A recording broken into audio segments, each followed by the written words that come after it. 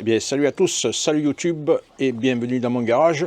Alors, malgré cet hiver pourri, entre le froid, la pluie, le vent aujourd'hui la grisaille, difficile de faire une vidéo dans de bonnes conditions.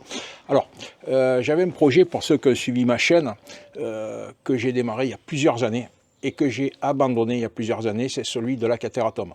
Alors pourquoi je l'ai abandonné? Parce que, comme je vous l'ai déjà expliqué, moi je dispose d'aucun financement, je paie tout de ma poche et je me suis arrêté à une étape cruciale qui est le freinage.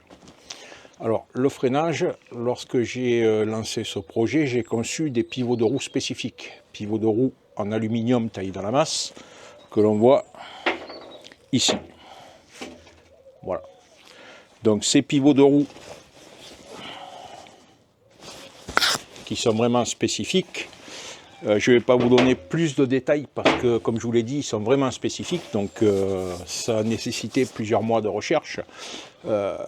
Ces pivots de roue, j'ai décidé de les abandonner parce que dessus, j'ai prévu des étriers de frein de chez AP Racing à l'époque, et j'ai prévu 6 étriers de frein, pas 4, 6.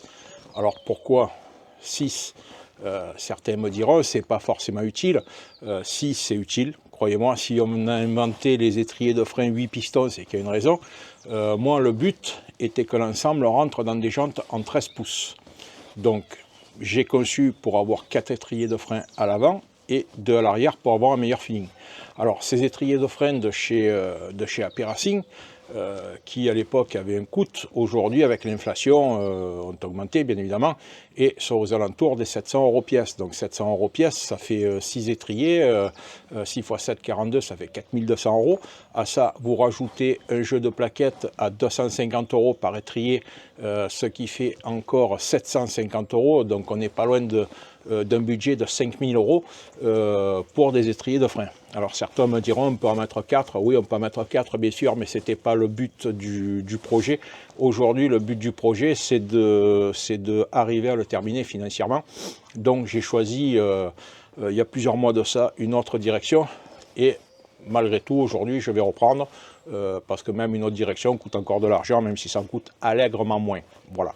Alors qu'est-ce que j'ai choisi de faire? J'ai choisi de supprimer donc ces étriers qui sont spécifiques et les garder sous le coude pour mettre en place des pivots de Twingo. Alors pourquoi de Twingo? Parce que d'abord j'ai nécessité d'avoir un perçage en 4 par 100, puisque au tout début du projet j'avais acheté des jantes tout en alu de chez Medin en 13 pouces qui coûtent un bras, donc elles sont en 4 par 100. Je ne vais pas m'amuser à changer les anthrax, j'ai pas de temps à perdre. Donc il me fallait impérativement du 4 par 100 et un pivot qui rentre dans du 13 pouces. Alors les pivots d'origine Twingo sont conçus pour entrer dans du 13 pouces. Alors bien sûr, j'ai plus les doubles étriers à l'avant, j'en aurai plus qu'un seul. Mais bon, question de budget oblige, vous l'avez compris. Des étriers qui à la base ont été conçus pour arrêter une voiture qui fait 850 kg à vide avec 4 passagers, ce qui va faire dans la tonne, vont arrêter un Sport Proto qui va peser dans les 550 à 600 kg les doigts dans le nez. Voilà, donc si vous voulez, aujourd'hui je modifie ce projet pour le reprendre entièrement à zéro. Donc j'ai réadapté la triangulation sur le trait avant. Alors sur le trait avant, j'ai modifié les pivots de Twingo, je vais vous faire voir. Alors j'ai récupéré cette pièce-là, qui est le sabot de l'amortisseur. Donc sabot de l'amortisseur qui est ici, à l'origine, hein, vous l'avez compris. Donc j'ai sectionné le bas de l'amortisseur, je l'ai modifié pour faire un sabot pivotant. Pourquoi? Parce que la Twingo est montée à la base sur un train McPherson. Donc je reprends le système McPherson, puisque vous savez que dans ce système-là, qui est à la base une simple triangulation inférieure, c'est l'amortisseur qui pivote sur son axe vertical. Hein, voilà. Donc j'ai modifié pour pouvoir mettre ce qu'on appelle un IRS, donc Independent Rear Suspension, en américain ou en anglais, peu importe, je sais pas, voilà. Mais j'ai une double triangulation qui va me permettre de maintenir tous les réglages, à savoir le carrossage, l'angle de chasse et le parallélisme. Voilà, donc les 3 réglages principaux, mais qui pourtant sont très importants lorsqu'on fait de la piste. Voilà, on ne part pas avec une voiture pré-réglée, puisque il est souvent nécessaire de modifier les réglages en fonction de la position de la voiture, de certaines données météo, enfin bref. Bon, ce n'est pas des réglages qui se font à l'arrache, bien évidemment, hein, mais bon, moi, au départ, j'ai conçu de les mettre en place. Alors, je vais vous faire voir comment ça se goupille. Ça va bouger un petit peu, je vais décrocher la caméra. Voilà.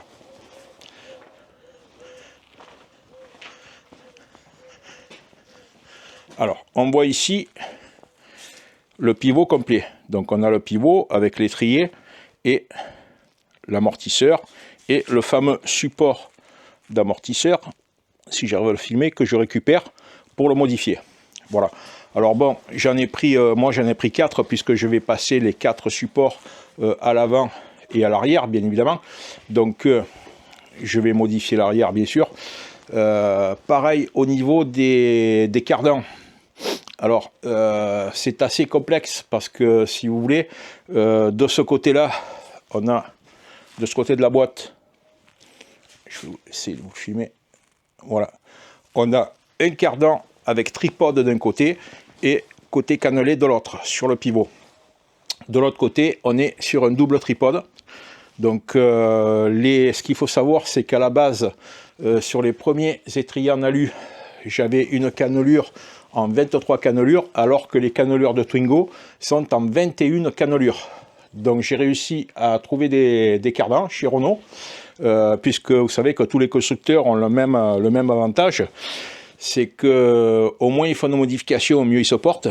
Donc j'ai trouvé des cardans de Twingo qui au final ont, selon le modèle, la même longueur et surtout le nombre de cannelures qui correspond aux besoins. Voilà.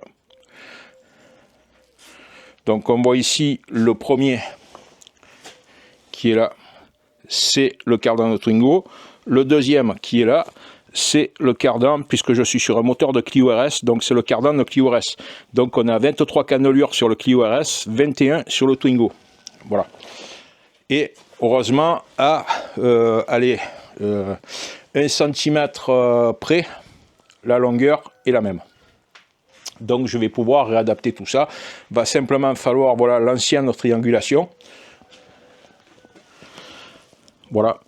Donc il va simplement falloir que je refasse toute la triangulation. Bon, mais ça c'est pas grave, hein, ça fera office d'une prochaine vidéo. Voilà, puisque vous savez que je l'ai déjà démarré cette voiture. Hein, donc si vous suivez ma chaîne, voilà, il faudrait que je m'en occupe parce que là ça fait maintenant 7-8 ans, je crois, que ce projet est arrêté. Voilà. Donc le châssis a été bien rouillé, mais bon, c'est de la roue superficielle. Mais par contre, pour dérouiller tout ça avant de mettre la couche d'après, ça va être un peu compliqué. Voilà, j'ai refait beaucoup de parties. Donc maintenant, on voit ici le train avant avec le triangle inférieur. Alors je suis obligé de le brider parce qu'il n'y a pas de ressort d'amortisseur. Donc si je le relâche, il va tomber, bien sûr. Et ici, le triangle supérieur. Voilà, que j'ai modifié puisque je conserve l'inférieur. Donc, je vais me mettre à la bonne hauteur pour éviter de trembler parce que j'ai pas mal la tremblote à mon âge, désolé.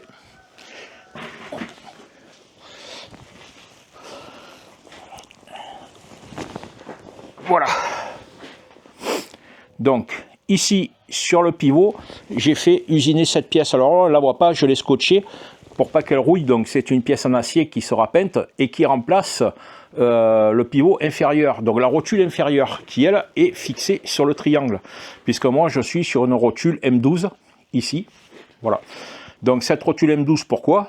Parce que lorsque je la dévisse, je vais faire avancer le pivot sur sa base ou reculer. Et donc, je vais pouvoir modifier le carrossage. Si ça ne suffit pas, j'ai un deuxième réglage qui se trouve ici, toujours pour augmenter le carrossage. Alors, le carrossage, sauf erreur de ma part, puisque lorsque j'avais la Mégane Cup, Renault préconisait 3,2 de carrossage, puisqu'il n'y avait pas de direction assistée. Par contre, au-delà des 3,2, donc 3,2 degrés de carrossage, vous commencez à perdre le freinage, parce qu'il ne faut pas oublier que vous inclinez votre roue, Donc vous gagnez en tenue de route, mais vous perdez en contact au sol. Donc vous, forcément, vous augmentez votre longueur de freinage. Voilà. De là, sur cette partie-là, donc toujours en reculant, mais en retirant ici sur cette rotule-là, je vais pouvoir à ce moment-là régler l'angle de chasse. Dans l'angle de chasse, le triangle est articulé à ce niveau-là, sinon ça ne fonctionnerait pas. Voilà. Donc l'angle de chasse, ça sert à quoi? Alors l'angle de chasse va, si on se met de face, pardon, va retourner le pivot. Le pivot est vertical et il va le tourner vers l'avant ou vers l'arrière. Alors on met de l'angle de chasse dit négatif. Pareil pour le carrossage, c'est du carrossage négatif ou carrossage positif. Alors le carrossage positif se faisait dans le temps sur les premiers trains, je ne sais pas pourquoi ils faisaient ça. C'est pourtant pas bien terrible et puis bon, tout le monde a évolué vers le carrossage négatif. Donc pareil pour l'angle de chasse. Alors pourquoi est-ce qu'on met un angle de chasse négatif? Tout simplement parce que lorsque vous lâchez la direction, l'angle de chasse permet de ramener le volant à zéro. Alors sur certaines marques comme Citroën, ils avaient fait ça électriquement à une époque ou hydrauliquement, je ne sais pas. Bon, là, il n'y a ni hydraulique ni électrique, donc lorsque vous lâchez le volant, il ne faut pas que les roues restent braquées, il faut que les roues reviennent à leur point initial. Alors pourquoi? Parce que vous avez un calcul qui est fait par le constructeur également, qui part de cet axe-là, donc de la rotule inférieure, à l'axe, on va dire, de l'amortisseur, voire de la rotule supérieure. Vous remarquerez que cette partie-là est pas dans l'alignement de cette partie-là. Donc lorsque le pivot, comment vous expliquer, lorsque le pivot va pivoter, bien évidemment, il va à la fois pivoter et à la fois s'incliner, un petit peu comme les roues de 2 chevaux. Tout le monde a vu ça sur les roues de 2 chevaux où c'était très visible, quoi, hein. C'est-à-dire que non seulement la roue tourne, mais en plus pivote. Voilà, prend un angle différent sur elle-même. Voilà. Et ensuite, alors nous avons ici le triangle supérieur qui est très aimanté. Alors pourquoi? Pour ceux qui ne le savent pas, alors ça c'est un calcul de géométrie, tout simplement parce que si vous mettiez le triangle à l'horizontale, lorsque la roue monte, le pivot, lui, doit s'orienter de cette manière-là, c'est-à-dire augmenter l'angle de carrossage. Si vous le mettez à l'horizontale, ça ne fonctionne pas ou pas assez. Alors, sur une voiture de compétition, ce qu'il faut savoir, c'est que la remontée du pivot ne va pas excéder les 30 mm.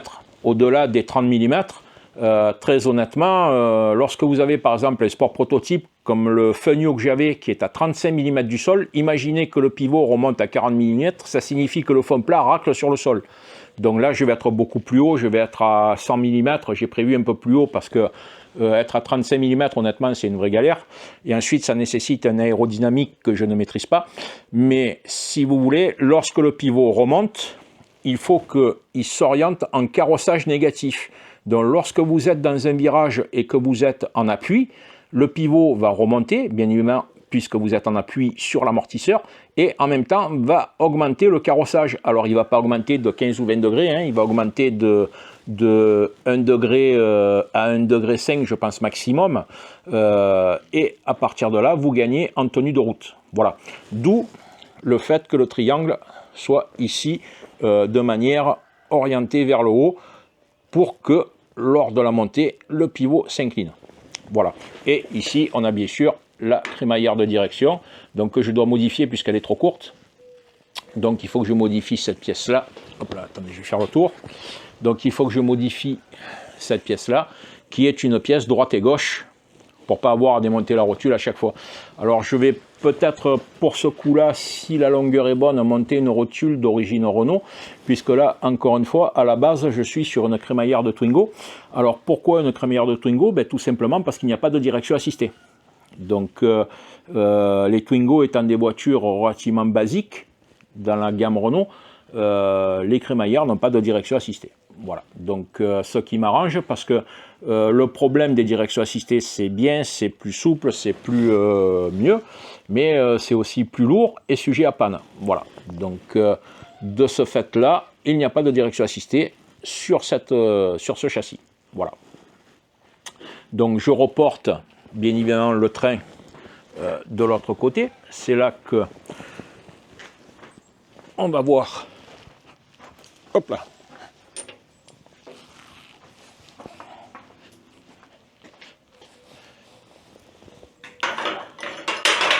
Ah oui, ça pouvait que tomber. Donc cette pièce-là, voilà, qui vient se positionner, hop là, sur le pivot de cette manière-là. Voilà. Et donc le triangle supérieur qui va revenir se placer ici. Allez, je monte tout ça, on se retrouve après. Voilà, donc ici on voit le montage dans son ensemble. Donc ce côté, celui-là, voilà.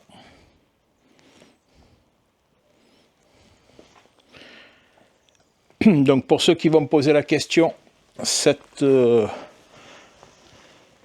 barre là qui pendouille, ici, c'est la barre stab qui vient se fixer avec les amortisseurs. Donc bien évidemment, j'ai pas fait le montage complet, hein. Là je suis dans le cadre d'un montage à blanc pour reprendre la triangulation supérieure. Voilà. Tout le reste est adapté, donc pas besoin de le refaire. Voilà.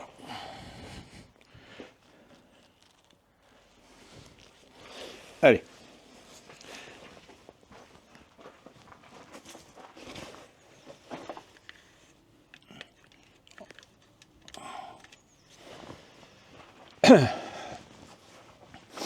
Voilà les amis, donc je vais reprendre ce projet tout doucement et financièrement également tout doucement parce que bon, ça coûte quand même relativement cher.